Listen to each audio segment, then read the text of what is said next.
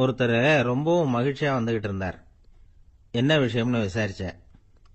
நான் தோத்து போயிட்டேன், அதுதான் மனசுக்கு மகிழ்ச்சியா இருக்கு அப்படின்னார். எனக்கு இது ரொம்ப ஆச்சரியமா போச்சு.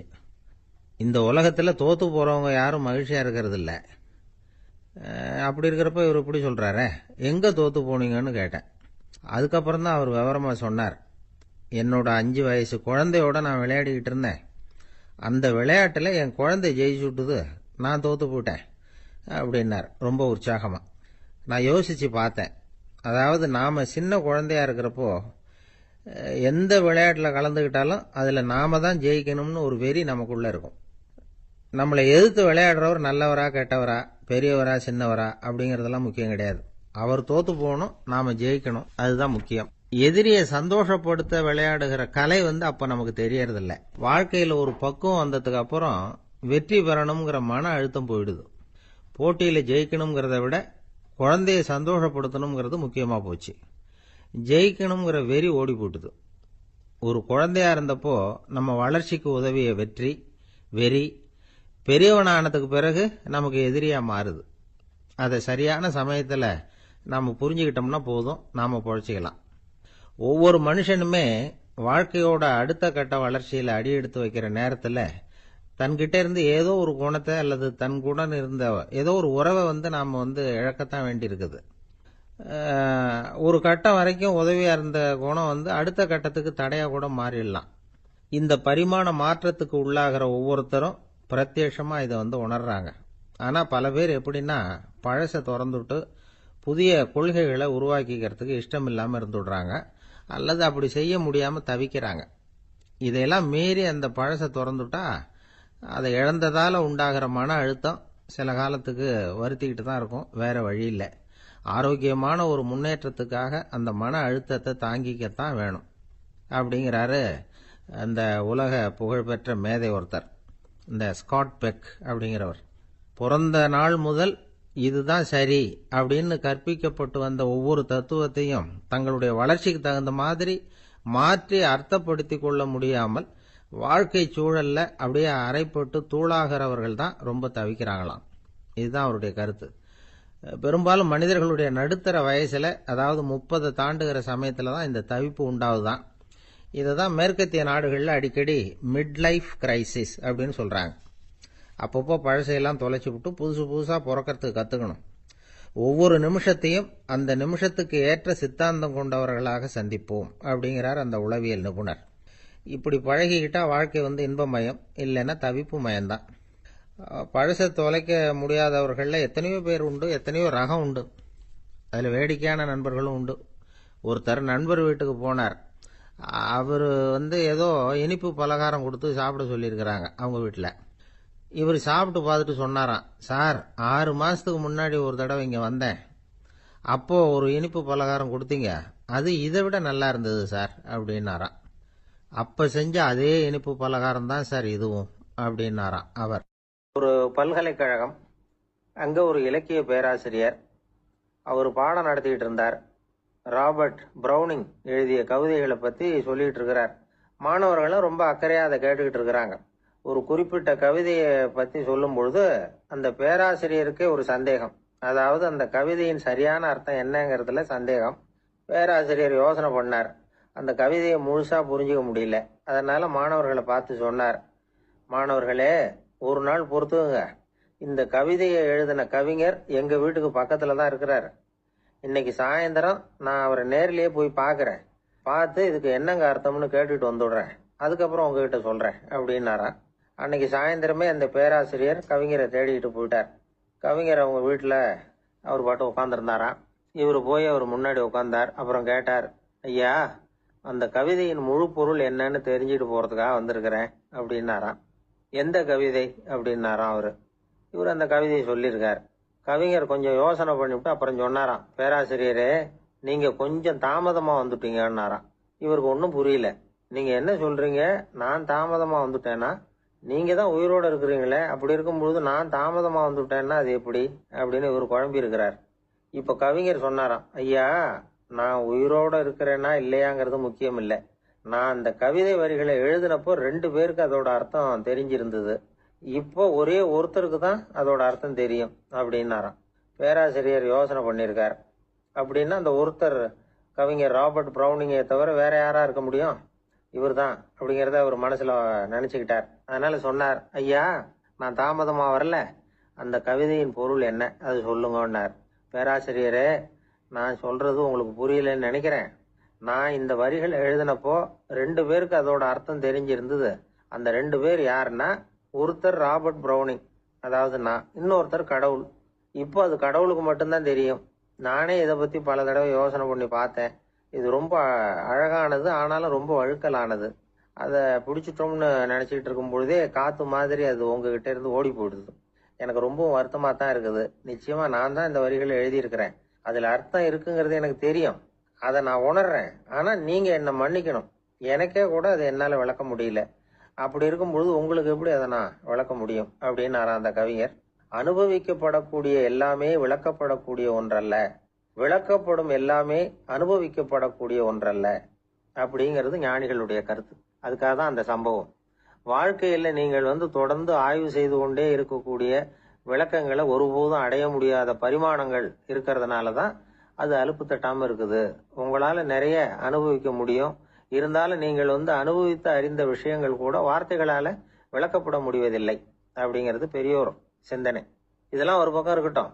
நமக்கு தெரிஞ்ச பேராசிரியர் ஒருத்தர் 1 மணி நேரம் ரொம்ப விவரமா வகுப்பு எடுத்தார். கடைசியா சொன்னார், மாணவர்களே, ரொம்பவும் எளிமையா விளக்கமா எல்லா விவரமும் சொல்லியிருக்கிறேன்.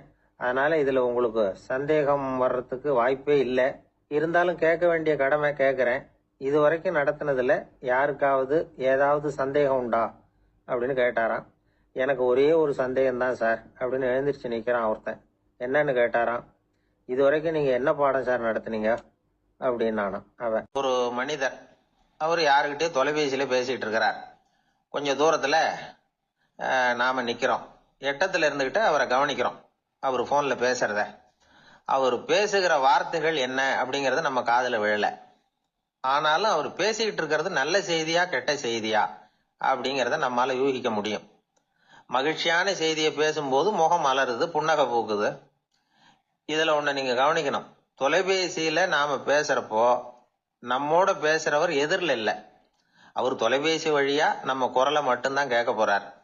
நம்ம முகத்தை அவர் பார்க்க போறது இல்ல. அப்படி இருந்தும் அப்ப நம்ம முகம் ஏன் மலரணும் அப்படின்னா, இதுதான் உடல் மொழி, பாடி லாங்குவேஜ் அப்படின்னு சொல்றாங்க. நம்ம அறியாமலேயே நம்ம உடம்பு செய்திகளை தெரிவிக்குது பாருங்க, அதுதான் உடல் மொழி. ஒரு மனிதர் தொலைபேசியில பேசிக்கிட்டு இருக்கிறத நீங்க தூரத்துல இருந்து கவனிச்சுக்கிட்டே, அவர் நண்பரோட பேசுறாரா, மனைவியோட பேசுறாரா, குழந்தையோட பேசுறாரா, இல்ல மேல் அதிகாரி கிட்ட பேசுறாரா, அல்லது அவருக்கு கீழே பணிபுரிகிறவர்கள் கிட்ட பேசுறாரா அப்படிங்கறத கண்டுபிடிக்கலாம். அதுக்கு காரணம் அவருடைய உடல் மொழி. இந்த உடல் மொழி கூட நம்ம வாழ்க்கையின் முன்னேற்றத்துக்கு பயன்படும். இத பத்தி எல்லாம் கூட சில நிபுணர்கள் ஆராய்ச்சி பண்ணி பார்த்திருக்கிறாங்க. அவங்க சில விவரங்களை சொல்றாங்க. குறிப்பா ஒருத்தர் தன்னுடைய நாற்காலியில கிட்டத்தட்ட படுத்துக்காத குறையா உட்கார்ந்து இருக்கிறாருன்னு வச்சுக்கோங்க. எதிர இருக்கிறவர் பேசுறது அவருக்கு பிடிக்கலன்னு அர்த்தமா. தலையை சொரிஞ்சுக்கிறது, வேற வேற திசைகள்ல பாக்குறது, கொட்டாவி விடுறது, கால்களை மாத்தி போட்டு உட்கார்றது, களைப்பா கை விரல்களை அப்படியே பின்னிக்கிறது, அடிக்கடி கடிகாரத்தை பாக்குறது, இப்படிலாம் ஒருத்தர் பண்ணிட்டு இருக்கிறாருன்னா நாம கூடிய சீக்கிரம் அந்த இடத்த விட்டு எழுந்திரிச்சு வந்துடுறது நல்லது. ஏன்னா இதெல்லாம் அவருடைய சலிப்பு, சோர்வு, ஆர்வமின்மை, இதுக்கு அடையாளங்கள். நம்முடைய பேச்சு அவரை சலிப்படைய வச்சுட்டதுன்னு அர்த்தம். அவர் ரொம்பவும் சோர்ந்து போயிட்டாருன்னு பொருள். நம்முடைய பேச்சில் அவருக்கு ஆர்வம் இல்லைன்னு அர்த்தம். அதே நேரத்துல நாற்காலியின் நுனியில அமர்ந்து உடலை முன்னுக்கு நகர்த்தி எதிர இருக்கிறவரின் கண்களை பார்த்துக்கிட்டே பேசினாலும் சரி, அல்லது பேச்சை கேட்டாலும் சரி, உங்க பேர்ல மற்றவங்களுக்கு உள்ள பிடிப்பு அதிகரிக்கும். நாம எப்படிப்பட்டவர்ங்கிறத நம்ம உடம்பும் நடை உடை பாவனையும் அடுத்தவங்களுக்கு காட்டி கொடுத்துரும். உங்க உடம்பு, உங்க பார்வை, நடை, உட்கார்ற விதம், இதை வச்சுக்கிட்டே நீங்க பொறுப்புள்ளவரா, முரடரா, அலட்சியமானவரா, மரியாதை தெரிஞ்சவரா, அடக்கமானவரா, நம்பிக்கைக்கு உரியவரா, நாணயம் இல்லாதவரா, பயந்தவரா, திறமசாலியா, அப்பாவியா அப்படிங்கறதெல்லாம் கண்டுபிடிச்சிடலாம். அதனால இந்த உடல் மொழியை புரிஞ்சுக்கிட்டு நம்மளை கொஞ்சம் சரிப்படுத்திக்கிட்டோம்னா வாழ்க்கையில சுலபமா பல காரியங்களை சாதிக்க முடியும். ஒரு மனநல மருத்துவமனை, அங்க ஒருத்தர் ஒரு நாற்காலியில உட்காந்துக்கிட்டு கார் ஓட்டுறது மாதிரி அப்படி பாவனை பண்ணிட்டு இருந்தார். ஸ்டியரிங்கை திருப்புறது மாதிரி, பின்னாடி வர்ற வண்டியை நிக்க சொல்றது மாதிரி, அப்புறம் இவர் ஒதுங்கிக்கிட்டு அவருக்கு வழி விடுறது மாதிரி இப்படிலாம் சேட்டைகள் பண்ணிட்டு இருந்தார் மனநல மருத்துவமனையில. இத பார்த்துக்கிட்டு இருந்த ஒருத்தர் பக்கத்துல இருந்த இன்னொருத்தர்கிட்ட கேட்டார், இவர் ஏன் இப்படி பண்றாரு, இவருக்கு ஏன் அப்படி வந்தது நிலைமை அப்படின்னு சொல்லி அவர் விசாரிச்சார். அப்பா அவர் விவரம் சொன்னார். வேற ஒண்ணும் இல்லைங்க, இவருக்கு கார் ஓட்டணும்னு ஆசை ரொம்ப காலமா, அது நிறைவேறாம போயிட்டுது. அதுக்கப்புறம் அவர் மனநோயாளியா மாறிட்டார். இங்க அழைச்சிட்டு வந்தாங்க. இங்க அழைச்சிட்டு வந்ததுல இருந்து அப்படிதான் பண்ணிட்டு இருக்கிறார். அப்ப கார் ஓட்டுறது மாதிரிலாம் பாவனை பண்ணிட்டு இருப்பார், திருப்புறது மாதிரி பண்ணுவார், பின்னாடி வர்றவங்களுக்கு இடம் விடுவார், இப்படிலாம் செய்யறார் அப்படின்னு விவரம் சொன்னாங்க. நீங்க சொல்லப்படாதா, இப்ப நீங்க கார் ஓட்டல, வெறும் நாற்காலியில தான் உட்கார்ந்து இருக்கிறீங்க அப்படின்னு நீங்க சொல்லப்படாதா அவருக்கு அப்படின்னு கேட்டாங்க. அது முடியாதுங்க, ஏன்னா அந்த காரை கழுவுறதுக்காக அவர் தினமும் எனக்கு 10 ரூபா கொடுத்துக்கிட்டு இருக்கிறார் அப்படின்னாராம் அங்க வேலை செஞ்சுக்கிட்டு இருந்த ஒருத்தர். அதனால வாழ்க்கையில நாம இந்த உடல் மொழியை புரிஞ்சுக்கணும். உடல் மொழிங்கிறது இப்ப ஆரம்பத்துல சொன்னது மாதிரி அந்த தொலைபேசியில பேசுறவங்கள தூரத்துல இருந்து பார்த்தாவே அவர் யாருகிட்ட பேசுறாரு என்ன பேசுறாருன்னு தெரியும். நம்ம முகத்தை நல்லா வச்சுக்கணும். உடல் மொழிய நம்ம புரிஞ்சுக்கிட்டு பயன்படுத்த ஆரம்பிச்சோம்னா எந்த முயற்சி பண்ணினாலும் அதுல வெற்றி நிச்சயம். ஒரு வயசான அம்மா தெரு வழியா போயிட்டு இருந்தாங்க. அவங்க கையில எண்ணத்தையோ வச்சுக்கிட்டு அதை அடிக்கடி பார்த்துக்கிட்டே இருந்தாங்க. ஒருத்தன் மெதுவா அவங்க கிட்ட போய் கையில் இருக்கிறது என்ன அப்படின்னு எட்டி பார்த்தா அவங்க கையில 4 பல்லு இருந்துதான். இவன் ஆச்சரியமா அந்த அம்மாவை பார்த்தான். ஏம்மா உனக்கு என்ன பைத்தியமா, ஏது இந்த பல்லு, இதை என்னத்துக்காக கையில வச்சுக்கிட்டு அலைஞ்சிக்கிட்டு இருக்கிற அப்படின்னு கேட்டிருக்கான். அதுக்கு அந்த அம்மா விவரம் சொல்ல ஆரம்பிச்சாங்களாம். இதை பாருப்பா, எனக்கு ஒரு மகன் இருந்தான், அவனை ரொம்ப செல்லமா வளர்த்தேன். அவனை தரையிலேயே நடக்க விடுறதில்ல, எப்பவும் தூக்கி வச்சுக்கிட்டு இருப்பேன். அவன் நல்லா பெரியவனாகி பள்ளிக்கூடம் போறப்ப கூட அவன் புஸ்தக மூட்டையை நான் தான் சுமந்துக்கிட்டு போவேன். பார்க்குறவங்க கூட கேலி பண்ணுவாங்க, ஏம்மா படிக்க போகிறது நீயா உன் பிள்ளையான்னு கேட்பாங்க. அவன் இன்னைக்கு எவ்வளவோ பெரிய மனுஷன் ஆயிட்டான், வெளிநாட்டில் பெரிய உத்தியோகத்தில் இருக்கான். சமீபத்தில் இங்கே வந்துட்டு போனான். ஒரு நாள் ஏதோ கோபத்தில் என்ன அரைஞ்சுட்டான். அப்போ இந்த 4 பல்லும் கீழே விழுந்துட்டுது. இன்னமும் கூட விழுந்திருக்கும், ஆனால் பல்லு தான் இல்லை. என் புள்ள அரைஞ்சதுனால விழுந்த பல்லு இல்லையா அது, அதனால இதை எப்பவும் என் கையிலேயே வச்சுக்கிட்டு ஆசையோடு பார்த்துக்கிட்டு இருக்கிறேன். அவன் தான் வெளிநாட்டுக்கு போட்டான், அவனை பார்க்க முடியாத ஏக்கத்தை நான் இந்த பல்லை பார்த்து போக்கிக்கிறேன் அப்படின்னு நாங்களாம் அந்த அம்மா. இந்த கதை எதுக்காகன்னா, தாய் அன்பு அப்படிங்கிறது எப்படிப்பட்டதுங்கிறத புரிஞ்சுக்கிறதுக்காக. கல்யாணம் ஆனதுக்கு அப்புறம் தாயை மறந்து விடுறவங்க எத்தனை பேர் இந்த உலகத்தில், அவங்க காதில் வேணுங்கிறதுக்காக தான் இந்த தகவல். ஆனால் ஒரு விஷயம் மட்டும் நல்லா புரிஞ்சுக்கணும், தாயை மதிக்க தெரிஞ்சவங்க தான் இன்னைக்கு வாழ்க்கையில் எல்லா விதத்துலேயும் முன்னுக்கு வந்திருக்கிறாங்க. வேணும்னா விசாரித்து பார்த்துக்குங்க. இன்னொரு அம்மா இருந்தாங்க. அவங்க தினமும் ஒரு கோயிலுக்கு வருவாங்க. சாமியை பார்த்து, கடவுளே நான் இறந்து போனால் நரகத்துக்கு போகணும் அப்படின்னு வேண்டிக்குவாங்களாம். எல்லாரும் சொர்க்கத்துக்கு போகணும்னு தானே கடவுள்கிட்ட வேண்டிக்குவாங்க. இந்த அம்மா தினம் நான் நரகத்துக்கு போகணும் அப்படின்னு வேண்டிக்கிறாங்க.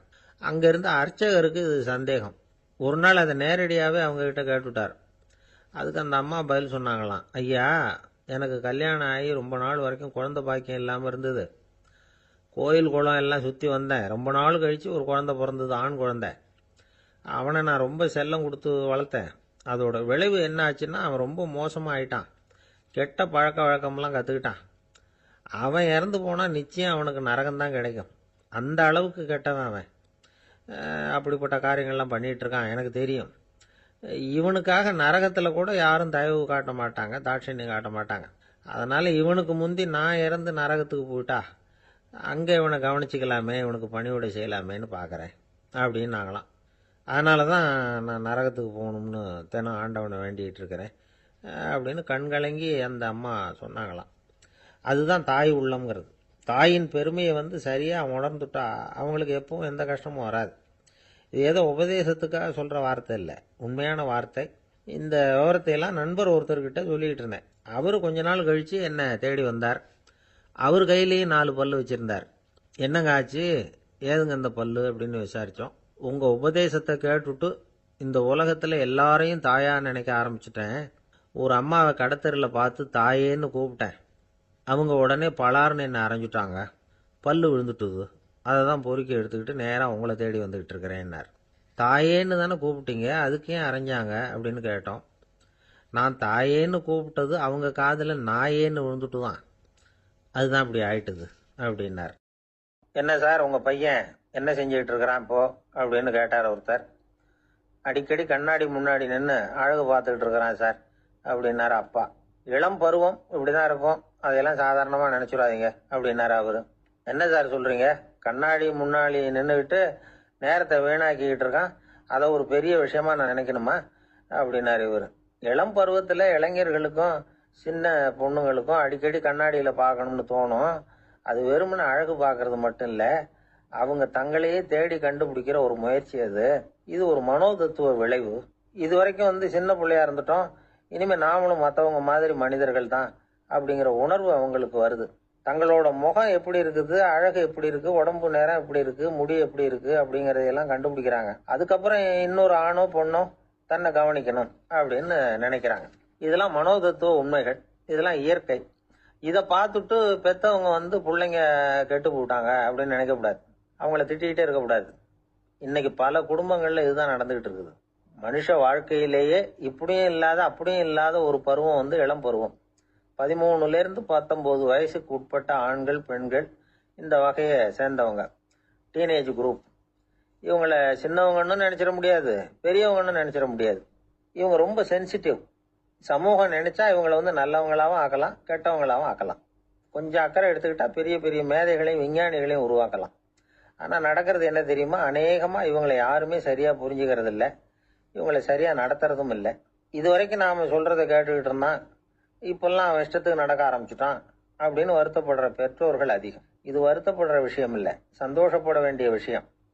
உங்கள் புள்ள சொந்தமாக யோசிக்க ஆரம்பிக்கிறதும் நடந்துக்க ஆரம்பிக்கிறதும் ஒரு தப்பான விஷயமா? அவன் கடைசி வரைக்கும் உங்கள் பேச்சையே கேட்டுக்கிட்டு இருக்கணுங்கிறது என்ன நியாயம்? இன்னைக்கு இளைஞர்களை பெரியவங்க தப்பா புரிஞ்சுக்கிட்டு தவறா நடத்துறதுனால தான் அவங்களுக்கு வெறுப்பு, எரிச்சல், மனக்கசப்பு எல்லாம் உண்டாகுது. பெத்தவங்க சரியா மதிக்கிறது இல்லை அப்படிங்கிற ஒரே காரணத்தினாலேயே வீணா போகிற பிள்ளைங்க இன்னைக்கு அதிகம். சரி, பெத்தவங்களுக்கு இன்னைக்கு என்னதான் புத்தி சொல்ல வர்றீங்க அப்படின்னு கேட்குறீங்களா? நாம எதையும் சொல்ல வரல, ஆனா அது சம்பந்தமான சில நிபுணர்கள் சொல்லி இருக்கிறத உங்க காதுல போட்டு வைக்கலாம். அது என்னன்னா, பிள்ளைங்க கிட்ட அன்பு செலுத்துங்க. குழந்தையா இருந்தப்போ எவ்வளவு பாசமா இருந்தீங்க, வளர வளர அதை ஏன் குறைச்சிக்கிறீங்க? பெத்தவங்களின் அன்பான வார்த்தைகளுக்கு ஏங்குறவங்க தான் இன்றைய இளைஞர்கள். அவங்க எதை சொன்னாலும் அதை அக்கறையா காது கொடுத்து கேளுங்க, அலட்சியப்படுத்தாதீங்க. அவங்க விரும்புறது உங்ககிட்ட இருந்து ஒரு மதிப்பு, மரியாதை, அங்கீகாரம், இவ்வளவுதான். அவங்க அவங்களாவே முடிவுகள் எடுக்கட்டும், அதுக்கு நீங்க உதவியா இருங்க, அது போதும். மற்றவங்க முன்னாடி, முக்கியமா அவங்க நண்பர்கள் முன்னாடி அவங்கள பத்தி மட்டமா பேசாதீங்க. அவங்க கிட்ட பொய் சொல்லக்கூடாது. நீங்க சொன்னது பொய்ன்னு தெரிஞ்சு போச்சுன்னா உங்க பேர்ல அவங்களுக்கு இருக்கிற மதிப்பு போயிடும், நம்பிக்கை போயிடும். அவங்களுக்கு முன்னாடி நீங்க சண்டை போடக்கூடாது. உங்க பிள்ளைய எப்பவும் இன்னொரு பிள்ளையோட ஒப்பிட்டு பேசுற வேலையே வேணாம். கூட பிறந்த மற்றவங்களோட கூட ஒப்பிடக்கூடாது. இப்படி செஞ்சா அவன் உங்ககிட்டயும் பிரியமா இருக்க மாட்டான், அவங்க கிட்டயும் பிரியமா இருக்க மாட்டான். புள்ள எங்க போறான், என்ன பண்றான் அப்படின்னு எல்லாம் துப்பறிஞ்சுக்கிட்டு இருக்கக்கூடாது. இளைஞர்கள் தனிமையை விரும்புறவங்க. அவங்கள பொட்டியில வச்சு மூடி பாதுகாக்கணும்னு நினைக்கக்கூடாது. அவங்கள எப்படி பாதுகாக்கிறது அப்படிங்கறது அவங்களுக்கே தெரியும். உங்க புள்ள எப்படி நடந்துக்கணும்னு நீங்க எதிர்பார்க்கறீங்களோ அது மாதிரி நீங்க நடந்து காட்டுங்க, அது போதும். ஒரு வீட்டுல அப்பாவும் அம்மாவும் பேசிக்கிட்டு இருக்கிறாங்க. என்னங்க, நம்ம பொண்ணு பெரியவளாயிட்டா, அடிக்கடி கண்ணாடி முன்னாடி போய் நின்றுகிட்டு இருக்கிறா, சீக்கிரமா ஒரு பையனை பார்த்து கல்யாணத்தை முடிக்காம இப்படி மசன்னு கல்லு மாதிரி உட்காந்துருக்கிறீங்களே அப்படின்னு சத்தம் போட்டாங்க அந்த அம்மா. அவசரப்படாத, பாக்குறதுக்கு கண்ணுக்கு அழகா லட்சணமா புத்திசாலியா ஒரு பையன் கிடைக்க வேணாமா, அதுதான் பார்த்துக்கிட்டு இருக்கிறேன் அப்படின்னாரு அப்பா. இதுக்கு அந்த அம்மா சொல்றாங்க, எங்க அப்பா இப்படி எல்லாம் நினைச்சுக்கிட்டு இருந்திருந்தா எனக்கு கல்யாணமே ஆயிருக்காது தெரியுமா அப்படின்னாங்களாம். ஊருக்கு வெளியில அமைதியான ஒரு இடம், அங்க ஒரு ஆசிரமம், அங்க ஒரு சாமியார். அவர் தினமும் நல்ல போதனைகள்லாம் செய்வார். பல பேர் போய் அங்கேயே சில நாள் தங்கி இருந்து அவர் சொல்ற அறிவுரைகளை எல்லாம் கேட்டுக்கிட்டு வர்றது வழக்கம். ஒரு தடவை அவரை பார்த்துட்டு போறதுக்காக 3 வெளியூர் தம்பதிகள் வந்தாங்களாம். அந்த மடத்திலேயே சாப்பிட்டுக்கிட்டு தங்கி இருந்து அவங்களுடைய போதனைகளை கேட்டுக்கிட்டு போகணுங்கிறது அவங்க நோக்கம். காலையில் குளிச்சுட்டு பூஜையில் உட்காந்தார் அந்த சுவாமி. இவங்களும் குளிச்சுட்டு அந்த பூஜையை பார்க்கறதுக்காக அவர் முன்னாடி உட்காந்தாங்க. பூஜை ஆரம்பமாச்சு. சம்பிரதாயப்படி அது ரொம்ப நேரம் நடந்துக்கிட்டே இருக்குது. இவங்களுக்கு நல்ல பசி இருந்தாலும் இந்த நேரத்தில் அதை எப்படி வெளியில் காட்டிக்கிறது? பேசாமல் இருந்தாங்க. அந்த சுவாமி பூஜையை முடித்தார். அதுக்கப்புறம் பேச ஆரம்பித்தார். பேச்சு அருமையாக தான் இருந்தது, அமிர்தமாக தான் இருந்தது. இருந்தாலும் இவங்களுக்கு இருக்கிற வயிற்று பசி அது சரியாக கவனிக்க விடலை. அந்த சுவாமியே இதை கவனிச்சதா தெரியல. இவங்களுக்கு மனசுக்குள்ள ஒரு எண்ணம், உள்ள சாப்பாடு தயாராகிட்டு இருக்கும் போல இருக்கு, இந்த பேச்சு முடிஞ்சது நம்மளை உள்ள அழைச்சிட்டு போய் சாப்பாடு போடுவாங்கன்னு நினைக்கிறோம் அப்படின்னு இவங்களாம் நினச்சிக்கிட்டாங்க. ஆனால் சுவாமி இதை பற்றி எதுவுமே பேசலை, கண்டுக்கல. ஒரு அம்மாவால் அதுக்கு மேலே சும்மா இருக்க முடியுமா? முடியல. சாப்பாட்டை கவனிக்கலாமா அப்படின்னு சொல்லி மெதுவாக ஆரம்பித்தாங்க. கவனிக்கலாமே அப்படின்னு உள்ளே அழைச்சிட்டு போனார் சுவாமி. இவங்க ரொம்ப அவசரமாக எழுந்திருச்சு உள்ளே ஓடினாங்க. அங்கே ஒரு மேஜை மேலே ஒரு கிண்ணம் மூடி இருந்தது. இதுதான் சாப்பாட்டு மேஜை போல இருக்கு, இங்கே சாப்பாடு வந்துடும் அப்படின்னு நினச்சாங்க. உடனே போய் சுற்றி உக்காந்துக்கிட்டாங்க. சுவாமி அந்த கிண்ணத்தை எடுத்து அந்த அம்மா கிட்ட கொடுத்தார். அவங்க அதை வாங்கி மூடியை திறந்து பார்க்குறாங்க. உள்ளே ஒரு சாவி இருக்குது. சரிதான், இது சமையலறை சாவி போல இருக்கு, அங்கே போய் அதை திறந்து சாப்பாட்டை நாமே எடுத்துக்கிட்டு வந்து இங்கே வச்சுக்கிட்டு சாப்பிடணும் போல இருக்கு அப்படின்னு நினச்சாங்க. சாவி இருக்கு இல்லையா, வாங்க பூட்டு நிறையா காட்டுறேன் அப்படின்னு சுவாமி அவங்கள அழைச்சிட்டு போனார், காட்டினார். இவங்க அந்த அறையை ரொம்ப ஆவலோடு திறந்தாங்க. உள்ளே பார்த்தா அங்கே அரிசி, பருப்பு, விதவிதமான காய்கறி எல்லாம் இருக்குது. சமையலுக்கு வேண்டிய மிளகாய், எண்ணெய், பால், தயிர், நெய் இப்படி எல்லாமே இருக்குது. அடுப்பு, விறகு, நெருப்பு போட்டி அது கூட அங்கே இருக்குது. சாப்பாடு தயாராக இருக்கும்னு நினச்சிக்கிட்டு போனால் இப்படி இருக்குதே அப்படின்னு சொல்லி அதை பார்த்ததும் ரொம்ப சோர்ந்து போட்டாங்க அவங்க. சுவாமி, என்ன இது சாப்பாடு இல்லையா அப்படின்னாங்க. அதுதான் சாப்பாட்டுக்கு வேண்டிய எல்லாம் இங்கே இருக்குதே, அடுப்பு மூட்டி நீங்கள் தான் அவங்கவுங்க ருசிக்கு தகுந்த மாதிரி சமைச்சிக்கணும். இந்த சன்னியாசிக்கு எப்படி சமைக்க தெரியும் அப்படின்னு கேட்டார் சுவாமி. சாப்பாடு தயாராக இருக்கும்னு நாங்கள் எதிர்பார்த்தோம் அப்படின்னாங்க. நீங்கள் இப்படி சொல்லுவீங்கன்னு நானும் எதிர்பார்த்தேன். இது வரைக்கும் நான் எவ்வளவோ தத்துவம்லாம் எடுத்து சொன்னேன். எல்லாத்தையும் விட இதுதான் அனுபவபூர்வமான தத்துவம். ஆண்டவன் நமக்கு நல்ல மனசை கொடுத்துருக்குறான், நல்ல வாய்ப்புகளையும் தந்திருக்கிறான், அதையெல்லாம் பயன்படுத்திக்கக்கூடிய மூளையையும் சிந்தனையையும் கொடுத்துருக்குறான். அதனால் அடுப்பை தான் நீங்கள் மூட்டணும், அடுப்பை நீங்கள் தான் மூட்டணும், உங்களுக்கு உகந்ததை நீங்கள் தான் சமைச்சு ருசித்து அனுபவிக்கணும். ஆண்டவனே அதை செஞ்சுக்கிட்டு இருக்க மாட்டான் அப்படின்னாராம் அந்த சுவாமி. நம்முடைய வாழ்க்கையில் பல நல்ல பலன்களை பெறறதுக்கு நாம் தான் முயற்சி பண்ணணும். அதுக்குரிய சூழ்நிலையை தான் ஆண்டவன் கொடுப்பானே தவிர அதை விளக்கறதுக்காக தான் அந்த சுவாமி அப்படி செஞ்சு காட்டியிருக்கிறார். இது ஒரு பெரியவர் இப்படி ஒரு விளக்கம் கொடுத்தார். அதுக்கப்புறம் அந்த 3 தம்பதிகளும் தெளிவடைஞ்சுட்டாங்களாம். நாம் தெளிவடைகிறது எப்போங்கிறது தான் தெரியல அப்படின்னு பல பேர் இதை கேட்டுட்டு சொல்லிட்டு இருக்கிறாங்க. இந்த கதையை நம்முடைய நண்பர் ஒருத்தர்கிட்ட சொன்னேன். அந்த நண்பர் ரொம்ப சந்தோஷப்பட்டார். நீங்கள் சொல்கிறது கரெக்டு சார், ஆனால் நான் அதை விட ஒரு படி மேலே சார். எனக்கெல்லாம் அரிசி, பருப்பு இருக்கிற ரூம் எதுன்னு கையை காட்டிட்டா போதும், உடனே கிண்ணத்துலேருந்து சாவியை எடுத்து கொடுக்கணுங்கிற அவசியம்லாம் இல்லை எனக்கு. அப்புறம் எப்படி ரூமை திறந்துருவீங்க அப்படின்னு கேட்டேன். பூட்டை உடைச்சி திறந்துருவேன், அதுதான் எனக்கு பழக்கம் அப்படிங்கிறார். அவருடைய சீடர்கள் கொஞ்சம் பேர் ஒரு பாதை வழியா நடந்து போயிட்டு இருக்கிறாங்க. வழியில ஒரு ஆறு, அதை கடக்க வேண்டியிருந்தது. ரொம்ப ஆழம் கிடையாது, அதனால எல்லாரும் இறங்கி நடக்க ஆரம்பிச்சாங்க.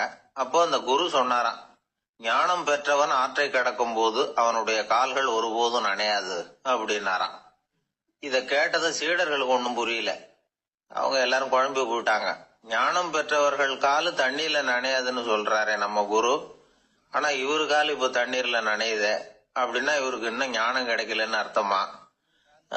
இப்படிலாம் யோசிக்க ஆரம்பிச்சுட்டாங்க. ஒரு சீடன் மெதுவா கேட்டுட்டான், சுவாமி, ஞானியின் பாதங்கள் ஒருபோதும் நனையாது அப்படின்னு சொல்றீங்க, ஆனா உங்களுடைய பாதங்கள் நனைஞ்சிருக்குதே அப்படின்னா. முட்டாளே, நனைஞ்சிருக்கிற பாதங்கள் என்னுடையது இல்லைன்னார் குரு. அவரு சொல்றது சரிதான், அதுல ஒன்னும் குழப்பம் இல்லை. அந்த தண்ணீர் அவரை தொட முடியாது. குரு என்ன சொல்றாரு தெரியுமா? எதுவும் என்ன தொட முடியாது, ஏன்னா நான் இல்லை அப்படிங்கிறாரு. நானே இல்லைங்கிறப்போ எதுவும் என்ன தொட முடியாது. இந்த கால் என்னுடையதுங்கிற நினைப்பு இருந்தா தானே தண்ணீர் அதை தொடர்றது எனக்கு தெரியும். நீங்க ஒரு குருவோட தொடர்பு கொள்ளுகிற போது ஒன்னு ஞாபகத்துல வச்சுக்கணும், அவர் யாராகவும் இல்லாத ஒருத்தர், அதாவது நோபடி. நீங்க தொடர்பு கொள்றது ஒரு ஸ்தூல பொருளோட அல்ல, ஒரு தோற்றத்தோட மட்டுமே. இதெல்லாம் பெரியவங்க பேசுற பேச்சு. அந்த அளவுக்கு நான்கிற உணர்வே இல்லாம இந்த உலகத்துல நம்மால வாழ முடியுமா? அது நடைமுறை சாத்தியமா? பற்றில்லாமல் வாழணும்னு பல பேர் அறிவுரை சொல்றாங்க. நம்ம லெவல்ல நாம குறைஞ்சபட்சம் பேராசை இல்லாம வாழ கத்துக்கிட்டா போதும்.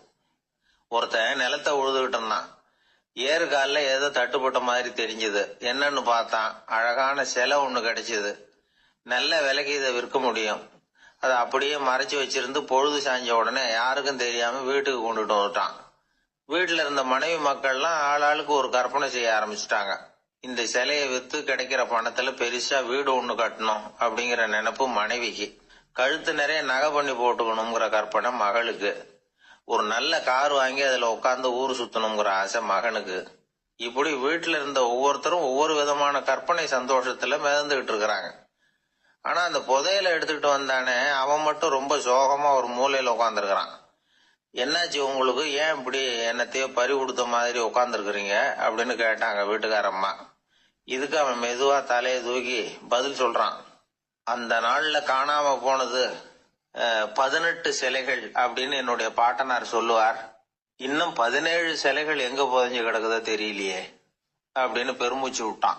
ஐயா, என்னுடைய நூல் வெளியீட்டு விழாவுக்கு அவசியம் நீங்க வரணும் அப்படின்னு கூப்பிட்டார் ஒருத்தர். எப்போ வரணும்னு கேட்டேன். அடுத்த வாரம்னார். சரி, புத்தகம் தயாராகிட்டுதா அப்படின்னு. நாளைக்கு தான் அச்சிக்க கொடுக்க போறேன்னார். என்னங்க இது, புத்தகம் அச்சிடுறதுக்கு முன்னாடியே அழைப்புதழை வந்து அச்சடிச்சு விட்டீங்களே அப்படின்னு கேட்டேன். அதனால என்னங்க, அந்த காலம் மாதிரியா போடலாம். அச்சுக்கலை வந்து எவ்வளவோ முன்னேறியாச்சுங்க. Linotype, monotype, phototype, laser, இப்படி என்னென்னமோ வந்தாச்சு. இன்னைக்கு கொடுத்தா நாளைக்கே புத்தகம் தயார் அப்படின்னார். இப்படி இந்த அளவுக்கு முன்னேறி இருக்கிற இந்த அச்சுக்கலை ஆரம்பத்தில் எப்படி இருந்தது தெரியுமா? அந்த காலத்தில் காகிதம்னா என்னன்னே தெரியாது. அப்படி ஒன்று கண்டுபிடிக்கப்படவே இல்லை. அப்போல்லாம் எதையாவது ஒன்று எழுதணும்னா அதுக்கு ஆட்டு தோலை தான் பயன்படுத்தி இருக்கிறாங்க. கண்ணுக்குட்டி தோல் கூட அதுக்கு உபயோகப்பட்டு தான். ஐரோப்பாவில் இருந்த பாதிரியார்கள் தோலில் எழுதப்பட்ட புத்தகத்தை தயாரிக்கிறதுல ரொம்ப கெட்டிக்காரங்களாம். எகிப்து, அப்புறம் மத்திய தரைக்கடல் ஓரத்தில் உள்ள நாடுகள், இங்கெல்லாம் தோல் தான் எழுது பொருளாக பயன்பட்டு வந்திருக்குது. ஆனால் நம்ம நாட்டில் ஓலைச்சுவடிகளை எழுத்துக்கு பயன்படுத்தி இருக்கிறாங்க. எழுதுறதுக்கு தோலை பயன்படுத்தினவங்க பிறகு பேப்பரைஸ் அப்படிங்கிற கோரை புல்லை வந்து அதுக்கு பயன்படுத்தினாங்களாம். இதெல்லாம் அப்படி கொஞ்சம் கொஞ்சமாக கண்டுபிடிச்சிட்டு வந்திருக்கிறாங்க. அந்த புல்லை வந்து கச்சிதமாக நறுக்க வேண்டியது, நல்லா பதப்படுத்த வேண்டியது, அதுக்கப்புறம் அதில் எழுத வேண்டியது, அவ்வளவுதான். பேப்பருங்கிற சொல்லே இந்த பேப்பைரஸ் அப்படிங்கிறதுலேருந்து வந்தது தான். அதுக்கப்புறம் தான் காகிதம் வந்தது. இதை முதல்ல சீன நாட்டில் தான் கண்டுபிடிச்சாங்க. அது வந்த பிறகு அச்சு எந்திரம் கண்டுபிடிக்க வேண்டிய அவசியம் ஏற்பட்டது. அதை கண்டுபிடிச்சவர் ஜெர்மானிய அறிவியல் அறிஞர் ஜான் கூட்டன்பர்க். அச்சு கலைக்கு அடித்தளம் அமைச்சவர் அவர் தான். ஜெர்மனியில் மெயின்ஸ் அப்படிங்கிற ஊரில் 1399 பிறந்தார். அவரோட மாமன் ஒருத்தர் உலோக வேலையில் வல்லவர். அவர்கிட்ட இந்த வேலையை கற்றுக்கிட்டார். அதோட வைர கற்களை வந்து பட்டை தீட்டுறதுலையும் ரொம்ப தேர்ச்சி பெற்றிருந்தார். இளம் வயசுலேயே சும்மா இருக்க மாட்டாராம். எதை செஞ்சாலும் அதை திறமையாக செய்வாராம். அவர் தான் முதல்ல மர அச்சு எழுத்துக்களை உருவாக்கினார். அது மேலே மை தடவி பிரதிகள் எடுத்தார். அதுக்கப்புறம் உலோக எழுத்துக்கள், முதல்ல காரியம், அப்புறம் இரும்பு, அப்புறம் கலப்பு உலோகம், பிறகு அச்சடிக்கிறதுக்கு எந்திரம் ஒன்றையும் உருவாக்கினார். முதல்ல பைபிள் அச்சடித்தார். 1468 அவர் இறந்து போனார். 16ஆம் நூற்றாண்டில் மேலை நாடுகளிலிருந்து மர எழுத்துக்களை கொண்டுகிட்டு வந்து தமிழ்நாட்டில் கிறிஸ்தவ நூல்களை அச்சிட்டாங்க. அப்பெல்லாம் வந்து அச்சகங்கள் வந்து போதிய அளவுக்கு இங்கே இல்லை. அதுக்கு என்ன காரணம்னா, இந்தியர்கள் வந்து அச்சகங்களை நடத்தக்கூடாது அப்படின்னு சட்டம். 1835 வரைக்கும் அந்த சட்டம் வந்து நடைமுறையில் இருந்தது. இந்த நிலைமையில் அங்கேயும் இங்கேயுமா 1-2 அச்சகங்கள் ஆரம்பமாச்சு. 1713 தரங்கம்பாடியில் லூதரன் மிஷன் அச்சகம், அதே ஆண்டில் சென்னையில் SPCK அச்சகம். இது ரெண்டும் தான் இந்தியாவில் முதல்ல தொடங்கப்பட்ட அச்சகங்கள். ஆட்டுத்தோல்லையும் ஓலைச்சுவடியிலையும் எழுதப்பட்ட எழுத்துக்கள் இன்னைக்கு எங்கேயோ போயிட்டுது. ஆனால் நம்ம ஊரில் எழுத்தாளர்கள் நிலைமை தான் ஒன்றும் சொல்லிக்கிறது மாதிரி இல்லை. நம்ம ஆள் ஒருத்தர் சொன்னார், சார், நான் சொந்தத்தில் ஒரு அச்சாபீஸ் வச்சுருந்தேன், இப்போவும் வச்சிருக்கிறேன். அதனால் என்னுடைய படைப்புகளை புத்தகமாக வெளியிடுறதுல எனக்கு ஒன்றும் கஷ்டம் இல்லை. வருஷத்துக்கு ஒரு புத்தகம் எழுதி வெளியிட்டுருவேன். 15 வருஷமாக இலக்கிய உலகத்துக்கு இப்படி சேவை செஞ்சுக்கிட்டு வர்றேன். ஆனால் இந்த வருஷம்தான் வாசகர்கள் வந்து எனக்கு பாராட்டு விழா நடத்தி இருக்கிறாங்க அப்படின்னார். இந்த வருஷம் அப்படி என்ன விசேஷம் அப்படின்னு கேட்டோம். இந்த வருஷம்தான் நான் எந்த புத்தகம் எழுதி வெளியிடாமல் இருந்தேன், அதுக்காகத்தான் எனக்கு இந்த பாராட்டு விழா அப்படின்னார். ஒருத்தர் மனசுல நிம்மதி இல்லாமல் உட்காந்துருந்தார். என்ன சார் விஷயம் அப்படின்னு விசாரித்தேன். அகலக்கால் வச்சுட்டேன், அதுதான் அவதிப்படுறேன்னார். விவரமாக சொல்லுங்கன்னு. வீடு கட்டணும்னு ஆரம்பித்தேன். வேலை பாதியிலேயே நிக்குது, கையில பணம் இல்லை அப்படின்னார். இது மாதிரி ஆசாமிகள் பல பேரை நீங்க பார்த்துருக்கலாம். இவங்கெல்லாம் சுலபமா மன அழுத்தத்துக்கு ஆளாயிடுறாங்க. மன உளைச்சல், அதாவது ஸ்ட்ரெஸ் அப்படின்னு சொல்றோமே, அதுக்கு அடிப்படையான சில காரணங்கள் உண்டு. அதாவது மிகையாக திட்டமிடுதல் அப்படிங்கிறதும் ஒரு முக்கியமான காரணம். நடைமுறை சாத்தியம் என்னங்கிறத மனசுல வச்சுக்கிட்டு எந்த திட்டத்தையும் தீட்டணும், அப்பதான் அது சரியா வரும். ரெண்டாவது காரணம் என்ன தெரியுமா? ஒரே நேரத்துல பல்வேறு செயல்களில் ஈடுபடுறது. தொலைபேசியில பேசிக்கிட்டே கையில் இருக்கிற கடிதத்தை படிச்சுக்கிட்டே எதிரில் உட்காந்துக்கிட்டு இருக்கிறவருக்கும் அப்பப்போ பதில் சொல்லிக்கிட்டு மனசுல பல்வேறு சிந்தனைகளை அப்படியே ஓட விட்டுக்கிட்டு இருக்கிறது, இதுவும் மன அழுத்தத்தை உண்டாக்குது. மூணாவது காரணம், எதிலேயும் வெற்றி மட்டும் எதிர்பார்க்கிற ஒருதலை பட்சமான ஆர்வம். நாம தொட்டதெல்லாம் வெற்றியாவே முடியணும் அப்படின்னு எதிர்பார்க்கிறவங்க ஏதாவது ஒண்ணுல தோல்வியை கண்டா தோண்டு போயிடுறாங்க. எப்படியும் முடியலாம்ங்கிற எண்ணம் ஏற்கனவே நமக்குள்ள இருந்துட்டுதுன்னா அந்த அவஸ்தை வராது. அதனால அதுவும் நம்ம வளர்த்து கொள்ள வேண்டிய ஒரு குணம். மன உளைச்சல் ஏற்படுறதுக்கு இன்னொரு காரணம், எதையும் வேகமா செஞ்சுடணும் அப்படிங்கிற துடிப்பு. அந்த துடிப்பே மனசை அழுத்த ஆரம்பிச்சிடும். எந்த ஒரு காரியத்திலையும் தாமதமோ இடையூறோ ஏற்பட்டா அதை பொறுத்துக்கிற மனப்போக்கம் வேணும். அது இல்லாதவங்க அழுத்தத்துக்கு ஆளாயிடுறாங்க.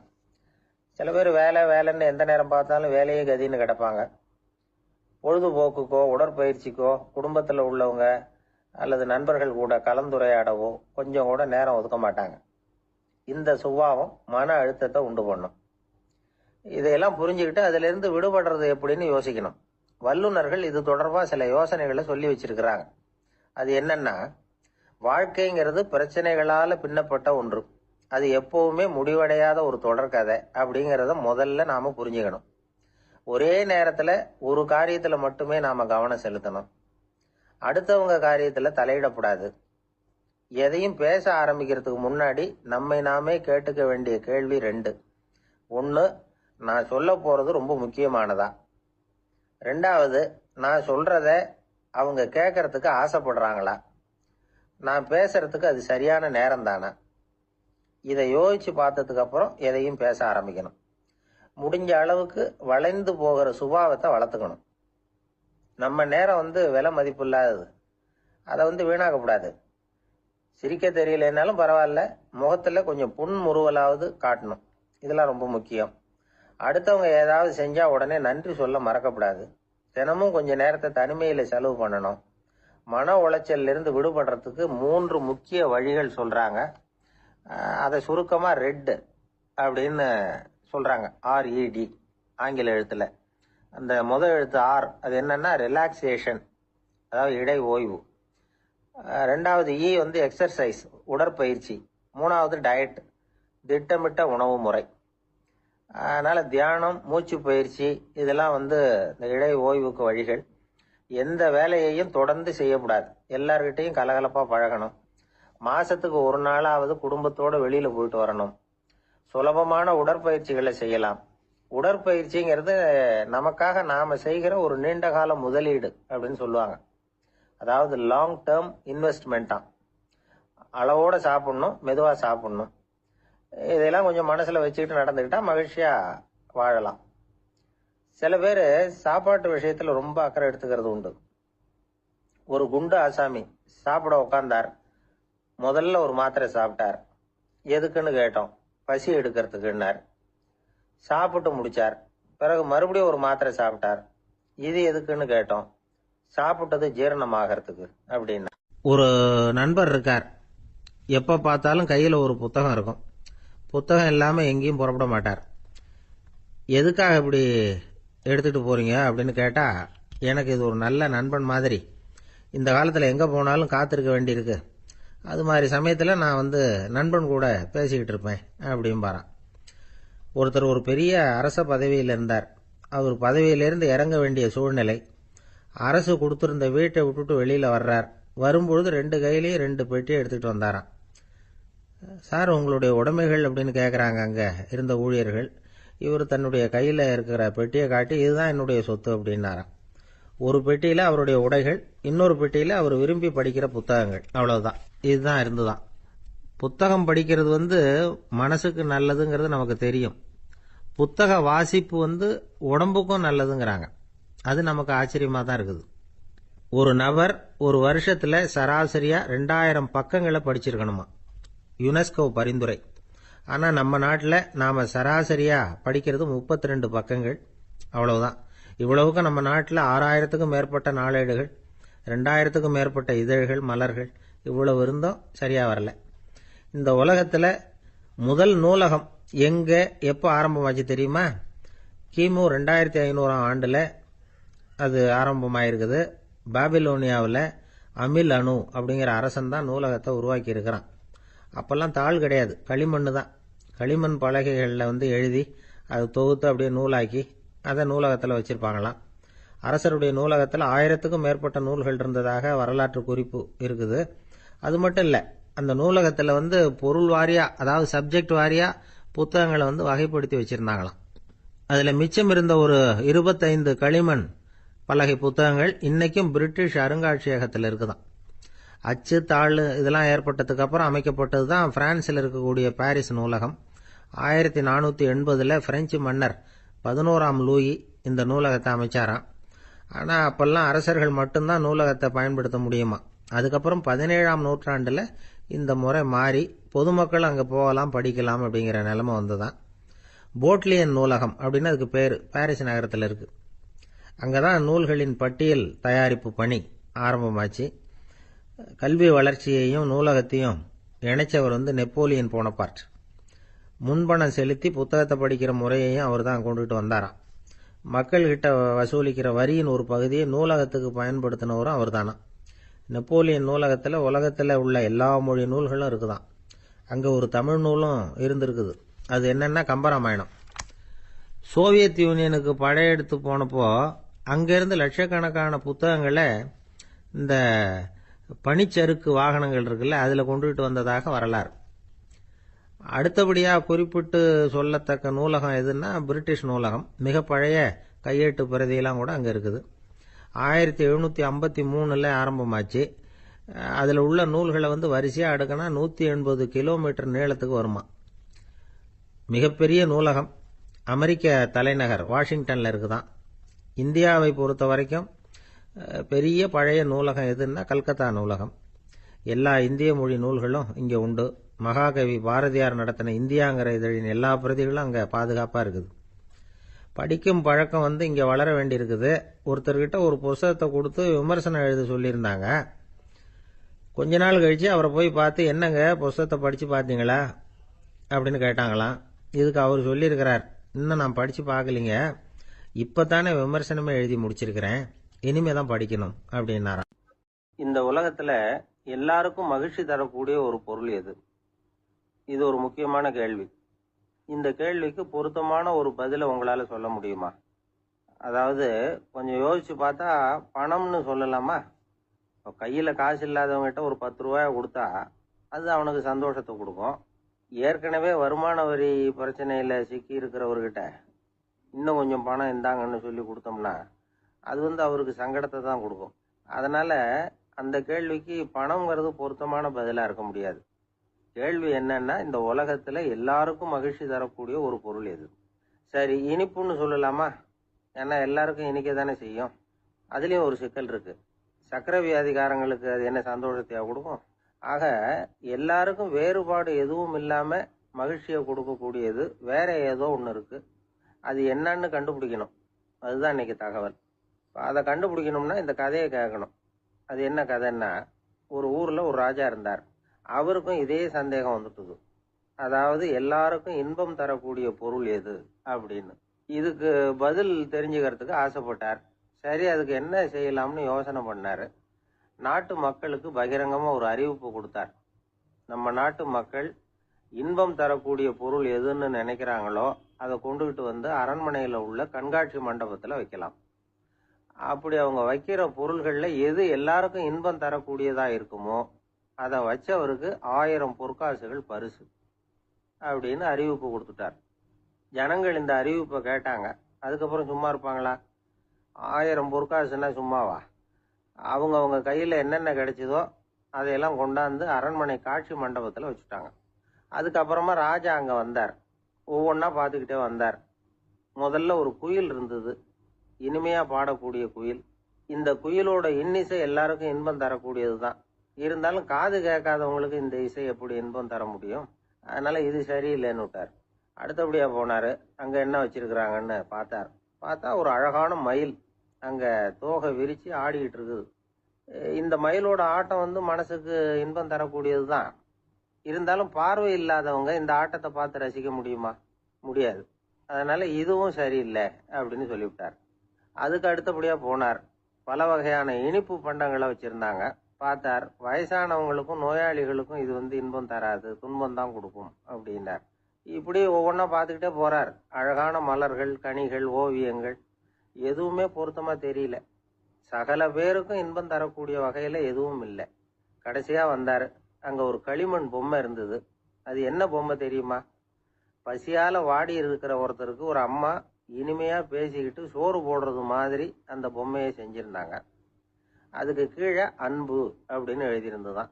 ராஜா பளிச்சுன்னு ஒரு முடிவுக்கு வந்தார். அந்த பொம்மையை செஞ்ச சிற்பியை வரவழைச்சார், பரிசு கொடுத்தார்.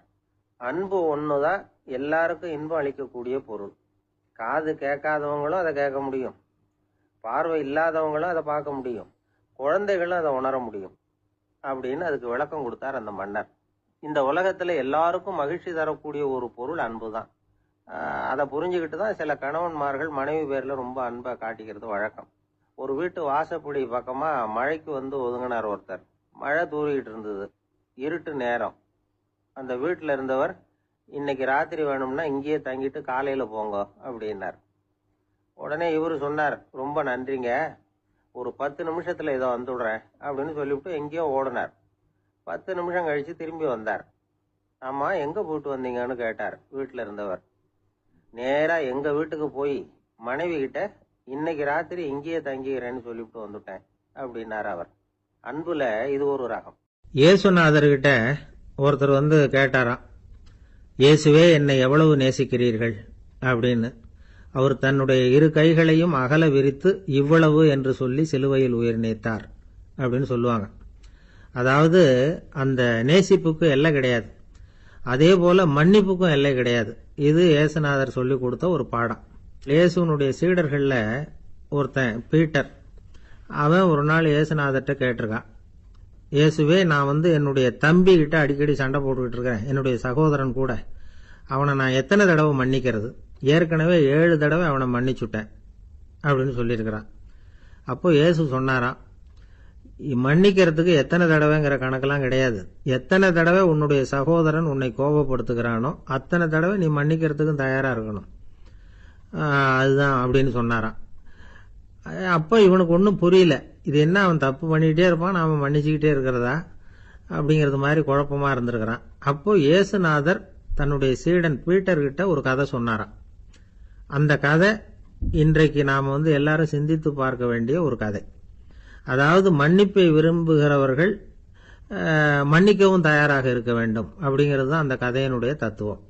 அந்த இயேசுநாதர் சொன்ன கதை என்னன்னா, ஒரு மன்னர் இருந்தார். அவர் ஒரு நாள் அரண்மனையில் உட்காந்து கணக்கு வழக்குகள்லாம் பார்த்துக்கிட்டு இருந்தார். நம்ம அரண்மனையிலிருந்து யார் யார் அரசாங்க கடன் வாங்கியிருக்கிறாங்க, யார் யார் திருப்பி செலுத்தி இருக்கிறாங்க அப்படிங்கிற விவரத்தையெல்லாம் பார்த்துக்கிட்டு இருந்தார். அப்போதான் புரிஞ்சுது, அந்த அரண்மனையில் வேலை செய்கிற ஒருத்தனே அரசாங்க கடன் வாங்கியிருக்கிறான். எவ்வளவு? 10,000 பொற்காசுகள் வாங்கியிருக்கான் கடன்.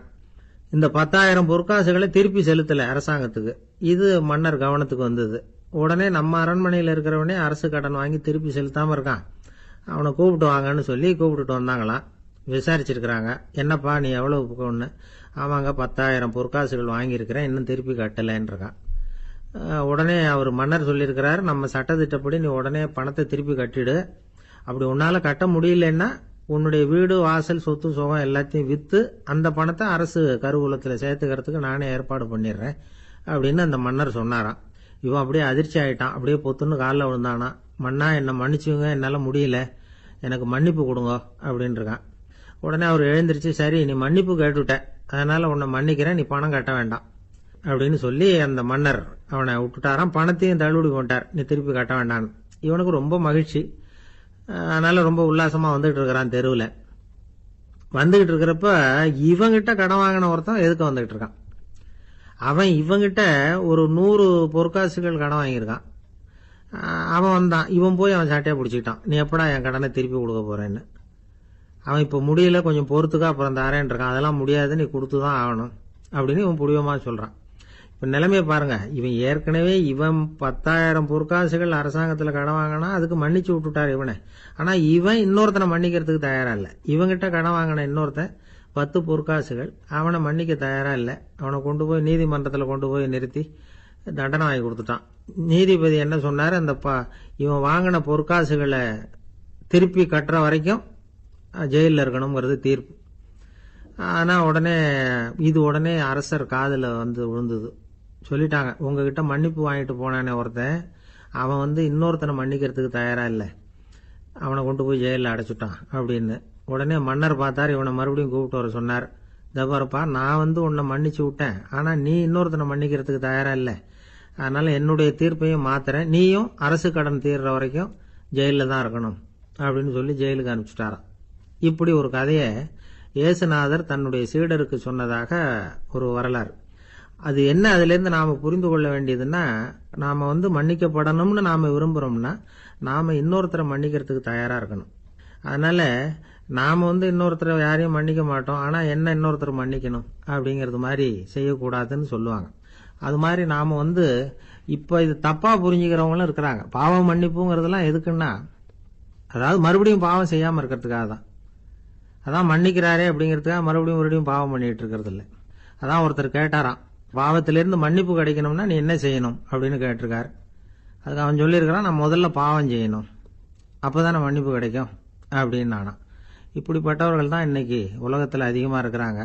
அதனால இந்த மன்னிப்பின் மகத்துவம்ங்கிறது இயேசுநாதர்ட்ட இருந்து தான் நாம புரிஞ்சுக்கணும். அந்த இயேசு சொன்ன அந்த மன்னிக்கிற மனோபாவம் இருந்தால் இன்னைக்கு உலகம் பூராவும் அமைதி பூங்காவாக இருக்கும். அதுல ஒன்றும் ஆச்சரியமே இல்லை, அதுல ஒன்றும் சந்தேகமும் இல்லை. அதனால மன்னிக்கிற மனோபாவத்தை நாம எல்லாரும் நமக்குள்ளே வளர்த்து கொள்ள வேண்டும் அப்படிங்கிறது தான் நாம இன்றைக்கு எல்லோரும் சிந்தித்து பார்க்க வேண்டிய ஒரு செய்தி. ஒருத்தர் அவசரமா போய்கிட்டு இருந்தார். எங்க போயிட்டு இருக்கீங்க அப்படின்னு கேட்டார் ஒரு பெரியவர். கடைக்கு போறேன் சார், சாமான் வாங்கறதுக்கு அப்படின்னார். அங்க போறதுக்கு முன்னாடி தெரிஞ்சுக்க வேண்டியதெல்லாம் தெரிஞ்சுக்கிட்டீங்களா அப்படின்னு கேட்டார் பெரியவர். கடைக்கு போய் காசை கொடுத்து ஒரு பொருளை வாங்கிட்டு வரப்போறோம், இதுல தெரிஞ்சுக்க வேண்டியது என்ன இருக்குது அப்படின்னார் அலட்சியமா. இப்ப அந்த பெரியவர் பேச ஆரம்பிச்சார். இந்த உலகத்துல எந்த ஒரு செயல்ல இறங்குறப்பவும் நாம நல்லா ஆலோசனை பண்ண வேண்டிய விஷயம் 5 அப்படின்னார். உதாரணமா, ஒருத்தன் கடைக்கு போய் ஏதோ ஒரு பொருளை வாங்கிட்டு வர போறான்னு வச்சுக்கோங்களேன். அப்ப கூட அவன் 5 விஷயங்களை பத்தி தெரிஞ்சுக்க வேண்டியிருக்குது அப்படிங்கிறார் அவர். முதல்ல அந்த பொருள் எப்படிப்பட்டது அப்படிங்கறத தெரிஞ்சுக்கணும். 2வதா தன்னை பத்தியும் தெரிஞ்சுக்கணும். அப்பதான் அந்த பொருள் தனக்கு தேவையா இல்லையா அப்படிங்கறத புரிஞ்சுக்க முடியும். 3வதா தெரிஞ்சுக்க வேண்டியது ஒண்ணு இருக்கு. அது என்னன்னா, அந்த பொருளை அடையறதுக்கு வழி என்ன அப்படிங்கறத தெரிஞ்சுக்கணும். அதாவது எவ்வளவு பணம் கொடுத்தா அது கிடைக்கும், இது மாதிரியான விஷயங்கள்.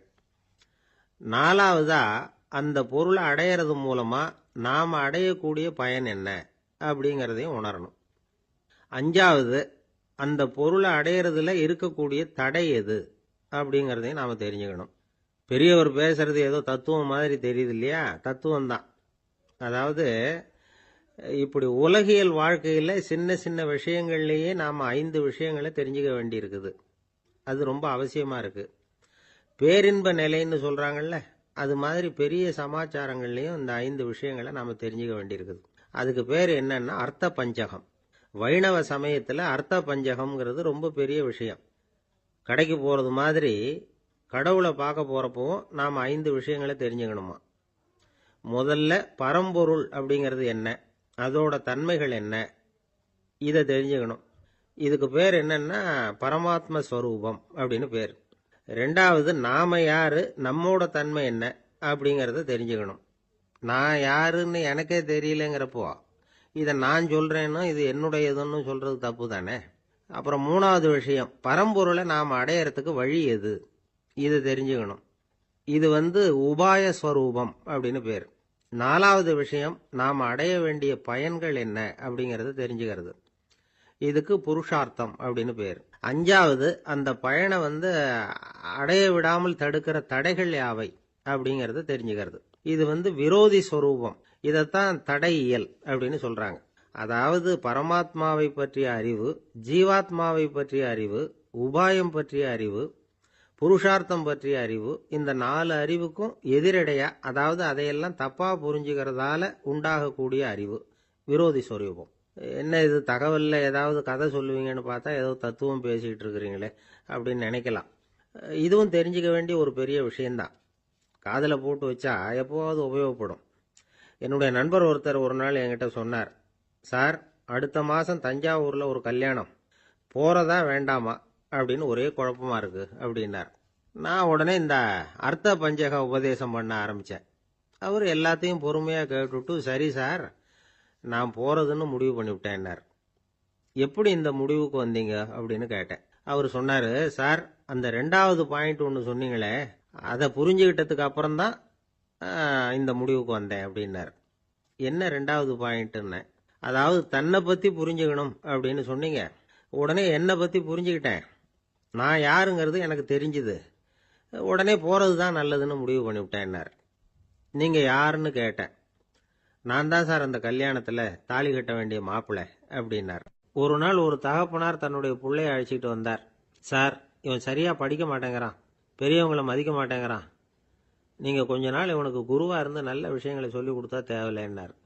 பெரியவங்களையும் மதிக்காதவன் எப்படி என்ன மதிக்க போகிறான் அப்படிங்கிறது நமக்கு யோசனை வரும் இல்லையா? வேணாங்க, என்னை விட்டுருங்க அப்படின்னோம். அவர் விட மாட்டேன்னு விட்டார். இல்லைன்னா அவரே சிஷ்யன் ஆகிடுவார் போல இருந்தது. சரி, வேற வழி இல்லாமல் அந்த பையனையே என்னுடைய சீடனை ஏற்றுக்கிட்டு உபதேசம்லாம் பண்ண ஆரம்பித்தோம். அதாவது குரு பக்தின்னா அது எப்படி இருக்கணுங்கிறத பற்றி சொல்லி கொடுத்தோம் அவனுக்கு. சதமகர் அப்படின்னு ஒரு குரு இருந்தார். அவருக்கு ஒரு சீடர். அவன் பேர் துளசி சைதன்யன், நைஷ்டிக பிரம்மச்சாரி. தன்னுடைய குருவுக்கு எந்த நேரத்தில் எது தேவைங்கிறத புரிஞ்சுக்கிட்டு சேவை செய்கிறவன். ஆனால் இவனை பற்றி மற்ற சீடர்களுக்கு பொறாமை வந்துட்டுது. இவன் மட்டும் இப்படி இருக்கானேன்னு உடனே குரு கிட்ட போய் கோல் மூட்டினாங்க. அவன் சரியில்லை, அவன் நடந்துக்கிறது சரியில்லை, அப்படி இப்படின்னு எதையாவது சொல்லி. இருந்தாலும் இதையெல்லாம் அந்த குரு நம்பலை. அவருக்கு தெரியும் யார் யார் எப்படின்னு. துளசி சைதன்யன் பெருமையை மற்ற சீடர்களுக்கு உணர்த்தணும் அப்படின்னு நினைச்சார். அதுக்கு ஒரு வழி பண்ணார். ஒரு நாள் சீடர்களை எல்லாம் கூப்பிட்டுக்கிட்டு ஒரு காட்டு வழியாக போய்கிட்டு இருந்தார். அங்கே ஒரு பெரிய மலை அருவி கொட்டிக்கிட்டு இருந்தது. குரு சீடர்கள் பக்கம் திரும்பினார். இந்த மலையின் மேலே இருந்து அந்த படுபாதாளத்தில் குதிக்கிறதுக்கு உங்களில் யார் தயார் அப்படின்னு கேட்டார். ஒரு சீடனும் வாயை திறக்கலை, ஒதுங்கி நின்றுக்கிட்டாங்க. பின்னாடி மூட்டை முடிச்சோடு வந்துக்கிட்டு இருந்தான் துளசி சைதன்யன். அவனை பார்த்தார். தபாரப்பா, நீ மேலே இருந்து அந்த அருவியில் குதி அப்படின்னார். அப்படியே செய்கிறேன் சுவாமின்னா ஓடி போய் பொத்துன்னு குதிச்சுட்டான். அடுத்த கணமே குருநாதர் தன்னுடைய யோக சக்தியால் பறந்து போய் அவன் கீழே விழுந்துடாம தாங்கி பிடிச்சி கொண்டுகிட்டு வந்துட்டார். மற்ற சீடர்களுக்கெல்லாம் ஒரு மாதிரி ஆயிட்டுது. அடுத்தபடியாக என்ன பண்ணலாம்னு யோசிச்சாங்க இவனை மாட்டி விடுறதுக்கு. ஒரு நாள் வெத்தலை அடிக்கிற ஒரு சின்ன உரலையும் உலக்கையையும் எடுத்து ஒளிய வச்சுட்டாங்க. சதமகர் சன்னியாசி இல்லை, அவர் வெத்தலை போடுவார். பல்லு சரியில்லை, அதனால இடிச்சு தான் வெத்தலையை போடணும். திடீர்னு வெத்தலை பாக்கு கேட்டார். வழக்கமாக உரலில் இடித்து தர்றது தான் துளசியின் பழக்கம். உரலை தேடினா கிடைக்கல, என்ன பண்ணுறது? குரு கேட்டுவிட்டாரே, குரு சேவை தானே முக்கியம். என்ன பண்ணா, வெத்தலை பாக்க தன்னுடைய வாயில் போட்டு முன்னும் அதை எடுத்து அவர்கிட்ட கொடுத்துட்டான். குரு எதையோ படிச்சுக்கிட்டே அதை வாங்கி வாயில் போட்டுக்கிட்டார். துளசி, இன்னைக்கு தாம்பூலம் நல்லா இடிக்கப்பட்டிருக்கு, ருசியாக வேற இருக்கு, அதை இடித்த பாத்திரத்தை என் கண்ணால் பார்க்கணும்னு ஆசையாக இருக்குன்னு விட்டார். அதை மட்டும் அனுப்பி போய் நீ வர வேண்டான்னு வேற சொல்லிவிட்டார். இதை கேட்டதும் துளசி தவிச்சு போயிட்டான். இவன் போகாமல் எப்படி வாயை மட்டும் அனுப்பி வைக்க முடியும்? இவன் தவிக்கிறத பார்த்ததும் மற்ற சீடர்களுக்கெல்லாம் மனசுக்குள்ள ரொம்ப சந்தோஷம். துளசி கொஞ்சமும் யோசிக்கல. வாழை எடுத்தான், தன்னுடைய தலையவே அப்படியே அறுத்து வெட்டி எடுத்தான். இன்னொரு சீடங்கிட்ட கொடுத்துட்டான், எடுத்துட்டு போன்னு சொல்லி. கொண்டுட்டு போய் குரு முன்னாடி வைக்கிறாங்க. அந்த தலையில் வாய் திறந்திருக்கு, வெத்தலை போட்டு முன்னு இருந்தது, தெரிஞ்சு போச்சு, சிவப்பா இருந்தது. அவனுடைய குரு பக்தியை இப்போ எல்லாரும் ஒத்துக்கிட்டாங்க. அதுக்கப்புறம் குரு சதமகர் தன்னுடைய அற்புத திறமையினால அந்த தலையை மறுபடியும் ஒட்ட வச்சுட்டார். துளசிக்கு உயிர் வந்துட்டுது. இப்படி ஒரு பெரிய கதை உண்டு. அதாவது துளசி சைதன்யன் அவனுடைய குரு பக்தி எப்படி அப்படின்னு கேட்டோம். ரொம்ப அபாரம் அப்படின்னு அந்த பையன் அடக்கமா, சும்மா விளையாட்டுக்காக தான் அப்படி அவங்ககிட்ட கேட்டோம். ஏன்பா, உன்னுடைய குரு பக்தியை என்கிட்ட காட்டுறதுக்கு உன்னோட கழுத்தை நீயே அறுக்கணும்னு நான் சொன்னா அதை நீ செய்வியா அப்படின்னு கேட்டோம். என்னுடைய கழுத்தை நானே அறுக்க வேண்டிய அவசியம் இல்லை சார் அப்படின்னா அவன். ஏண்டான்னு. அதே காரியத்தை தான் இனிமே நீங்க தினமும் செய்ய போறீங்களே சார் அப்படிங்கிறான். ஒருத்தர் சிகரெட்டும் கையுமா வந்தார். சார், இந்த புகைப்பிடிக்கிற பழக்கத்தை நிறுத்தி போடணும்னு தான் பாக்கிறேன், முடியலன்னார். புகைப்பிடிக்கிறத நிறுத்துறது ரொம்ப சுலபம் சார் அப்படின்னார் இன்னொருத்தர். எப்படி சொல்றீங்கன்னு கேட்டார் அவரு. நான் கூட ஏற்கனவே 10 தடவை அந்த பழக்கத்தை நிறுத்தி இருக்கிறேன் சார் அப்படின்னார் இவர். இதுல இருந்து என்ன தெரியுது? புகைப்பழக்கத்தை திடீர்னு விட்டு விடுறதுங்கிறது ரொம்ப கஷ்டம்னு தெரியுது. இருந்தாலும் இது சம்பந்தமான ஆராய்ச்சி, அனுபவம், இது ரெண்டையும் அடிப்படையா வச்சு சில வழிமுறைகளை சொல்றாங்க. அதாவது புகைப்பிடிக்கிறத நிறுத்துறதுக்கு 10 வழிகள் உண்டு அப்படின்னு சொல்றாங்க. அது என்னங்கிறத தெரிஞ்சுக்கிட்டா உபயோகப்படுதான்னு பார்க்கலாமே. முதல் கருத்து என்னன்னா, கொஞ்ச நாளைக்கு புகைப்பிடிக்கிற நண்பர்களை விட்டு விலகி இருக்கணும். இதனால புகைப்பிடிக்கிற ஆசை குறையும். அந்த பழக்கத்தை மறுபடியும் ஆரம்பிக்கப்படாதுங்கிற எண்ணம் உறுதிப்படும். 2வது கருத்து, புகைப்பிடிக்கிறதை எதிர்த்து தீவிரமா பிரச்சாரம் செய்ய ஆரம்பிச்சிடணும். அது அடுத்தவங்களுக்கும் உபயோகப்படும், உங்களுக்கும் உபயோகப்படும். உங்க உள்ளுணர்வை அது தூண்டும், உங்களை உறுதி கொள்ள வைக்கும். 3வது கருத்து என்னன்னா, தினமும் 2 தடவை குளிக்கணும். எப்படி தெரியுமா?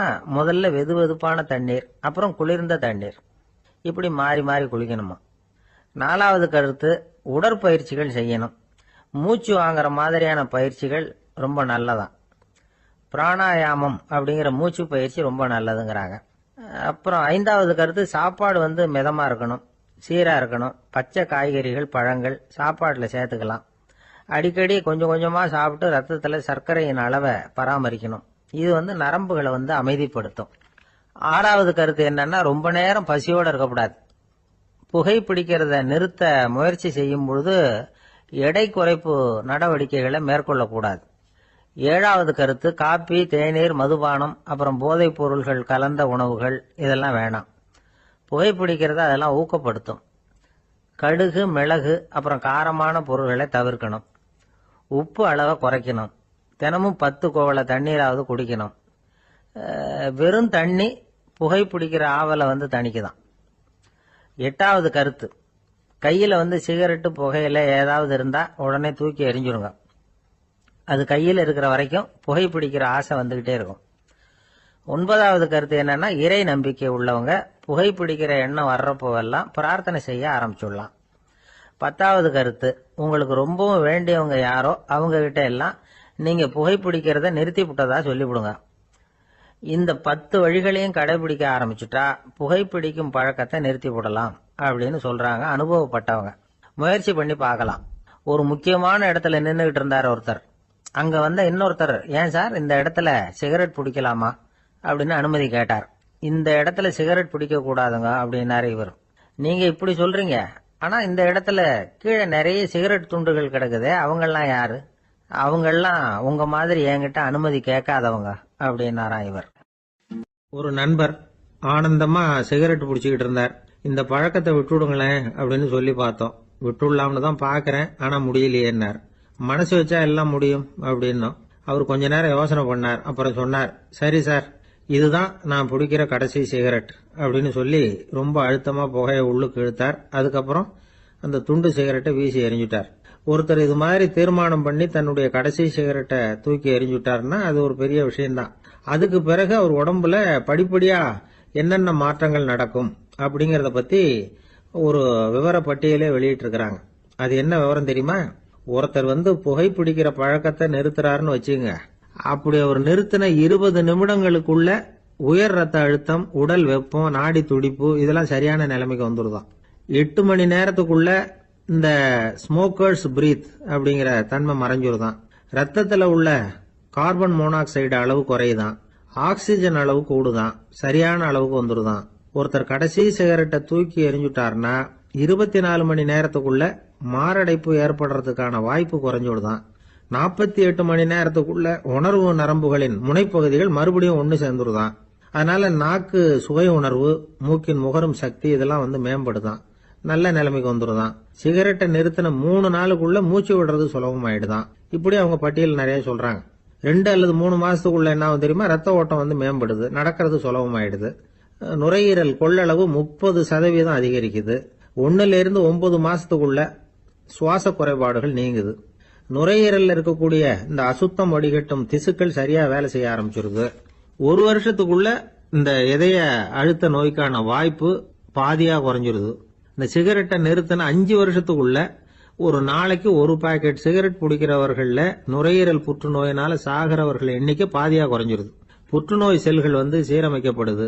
ஆக ஒருத்தர் புகைக்கிறத விட்டுணும்னு தீர்மானம் பண்ணி தன் கையில இருக்கிற சிகரெட்டை இதுதான் கடைசின்னு சொல்லி தூக்கி எறிஞ்சுட்டா அதுக்கப்புறம் படிப்படியா இவ்வளவு நன்மைகளும் மாற்றங்களும் ஏற்படுறதாக இந்த அமெரிக்கன் கேன்சர் சொசைட்டி தெரிவிச்சிருக்குது. அதனால புகைப்பழக்கம் உள்ளவங்க இதெல்லாம் கொஞ்சம் யோசிச்சு பார்த்து அந்த பழக்கத்தை விட்டு விடுறது ரொம்ப நல்லது. ஆனா அதையெல்லாம் நாம சொன்னா யாரு கேட்கறாங்க? என்னுடைய நண்பர் ஒருத்தர் புகைப்பழக்கம் உள்ளவர், அவர் என்கிட்ட சொன்னார், சார், சிகரெட் பிடிக்கிற பழக்கத்தை விட்டு விடுறது என்னை பொறுத்த வரைக்கும் ஒன்றும் பெரிய கஷ்டமான செயல் இல்லை, அது ரொம்ப சுலபம் அப்படின்னார். எப்படி சொல்றீங்கன்னு கேட்டேன். நான் ஏற்கனவே 20 தடவை அந்த பழக்கத்தை விட்டுருக்கேன் சார் அப்படின்னா. உலகத்துல எது எதுக்கும் ஆராய்ச்சி கூடங்கள் இருக்குது இல்ல, அது மாதிரி தூக்கத்தை பத்தி ஆராய்ச்சி பண்றதுக்கு ஒரு ஆராய்ச்சி கூடம் இருக்குது. அப்படி ஆராய்ச்சி பண்ணணும்னா அதுக்கு மூழ்கிக்கிட்டு இருக்கணும்ல. அதனாலதான் அந்த ஆராய்ச்சி கூடம் இங்கே இல்லை. அமெரிக்காவில் பாஸ்டன் பல்கலைக்கழக மருத்துவமனையில் அது இருக்குது. அங்கே தூக்கத்தை பற்றி பலவிதமான ஆராய்ச்சிகள் பண்ணிட்டு இருக்கிறாங்க. அந்த ஆராய்ச்சி கூடத்தில் இயக்குனராக இருக்கிற ஒரு நிபுணர், அவர் என்ன சொல்றாரு தெரியுமா? உங்களுக்கு தூக்கம் வரலையா, நீங்கள் நல்லா தூங்குறதுக்கு தாராளமாக சில யோசனைகளை என்னால் சொல்ல முடியும் அப்படிங்கிறார். யோசனை தானே, காசா பணமாக கேட்டு வச்சுக்கலாமே. உணவு, மனநிலை, தூங்கும் இடத்தோட சூழ்நிலை, படுக்கைக்கு செல்றப்போ உள்ள பழக்க வழக்கங்கள், இது காரணமாக ஒருத்தருக்கு தூக்கம் வராமல் போகலாம். தூக்கம் வராததுக்கு இதுதான் காரணம்னா அதையெல்லாம் சுலபமாக கட்டுப்படுத்தலாங்கிறார் அவர். தூக்கத்தை வரவழைக்கக்கூடிய ஒரு நல்ல மருந்து உடற்பயிற்சி. ஆனால் ஒன்று, படுக்க போகிற நேரத்தில் இது மாதிரி உடற்பயிற்சிகள் எல்லாம் செய்யக்கூடாது. கொஞ்சம் முன்னாடி பகல்லையே இந்த பயிற்சிகளை செய்கிறது நல்லது. தூக்கம் வராமல் அவதிப்படுறவங்க பிற்பகல் நேரங்களில் காஃபி, டீ இது மாதிரி பானங்களை சாப்பிடக்கூடாது. மது அருந்துறது கூட தூக்கத்தை பாதிக்கும். வெதுவெதுப்பான நீரில் குளிக்கிறது, தியானத்தில் ஈடுபடுறது, ஓய்வாக இருக்கிறது, படுக்கிறது, அதாவது படுக்கிறதுக்கு முன்னாடி ஒரு குவளை பால் சாப்பிட்றது, இதெல்லாம் தூக்கத்தை வரவழைக்கிறது ரொம்ப உதவியாக இருக்கும். இன்னொரு விஷயம் என்னென்னா, தூங்கி ஆகணுமேங்கிற கவலை வேண்டியதில்லை. அப்படி நினச்சி கவலைப்படுறதை விட்டுடணும். தூக்கம் வரலையா, உடனே படுக்கையை விட்டு எழுந்திருக்க வேண்டியது. வெளியில் வாங்க, வேறு ஏதாவது வேலையில் ஈடுபடுங்க, கொஞ்சம் நேரம் உலாவுங்க, அல்லது ஏதாவது ஒரு புஸ்தகத்தை எடுத்து படிங்க. களைப்பு ஏற்பட்டால் மறுபடியும் படுக்கைக்கு போங்க. தூக்கம் தானே வந்துடும். ஒரு விஷயத்தை மட்டும் நல்லா ஞாபகத்தில் வச்சுக்கணும். படுக்கைக்கு போகிறப்போ உங்கள் மற்ற எல்லா பிரச்சனைகளையும் மறந்துடணும். அது எப்படி சார் முடியும்? அந்த நேரம் தானே எல்லா பிரச்சனையும் வரிசையாக ஞாபகத்துக்கு வருது அப்படின்னு நாம் நினைக்கலாம். ஆனால் பழக்கத்தில் அதை நாம் மாற்றிக்க முடியும். கொஞ்சம் முயற்சி பண்ணணும், அவ்வளோதான். இது எல்லாமே ஆராய்ச்சி பண்ணி பார்த்துட்டு அந்த நிபுணர் சொல்கிற கருத்து தான். இன்னொரு விஷயமும் அவர் சொல்கிறார். அது என்னன்னா, உடல் கோளாறு காரணமாக தூக்கம் வராமல் அவதிப்படுறவங்களுக்கெல்லாம் இந்த யோசனைகள் சரியாக வராது அப்படிங்கிறார். அதுக்கெல்லாம் மருத்துவ சிகிச்சை கொடுத்து தான் சரி பண்ணணும். சில பேருக்கு நடு ராத்திரியில் மூச்சு திணறல் ஏற்பட்டு தூக்கம் வராமல் போயிடும். ஊரெல்லாம் தூங்குறப்ப தான் மட்டும் தூங்காமல் மூழ்கிட்டு இருக்கிறது, ஊரெல்லாம் மூழ்கிட்டு இருக்கிறப்போ தான் மட்டும் தூங்குறது, இது மாதிரி கோளாறுகளால் சில பேர் பாதிக்கப்படலாம். காலு தசை முறுக்கிக்கிறதுனால சில பேருக்கு அடிக்கடி விழிப்பு வரலாம். மன அழற்சி காரணமாக சில பேருக்கு தூக்கம் வராது. இது மாதிரி கோளாறுகளுக்கெல்லாம் அதுக்கு தகுந்த மாதிரி சிகிச்சை கொடுத்து தான் சரி பண்ண வேண்டியிருக்கும். எந்த கோளாறும் இல்லாமல் தூக்கம் வரலைன்னா ஆரம்பத்தில் சொன்ன முறைகளை கடைப்பிடிச்சு பார்க்கலாம். தூக்கம் வந்ததுன்னா யோசனை சொன்ன அந்த நிபுணருக்கு நன்றி சொல்லலாம். ஒருத்தர், ஏன் சார் பஸ்ஸில் தூங்குறது கெட்ட பழக்கமானு கேட்டார்.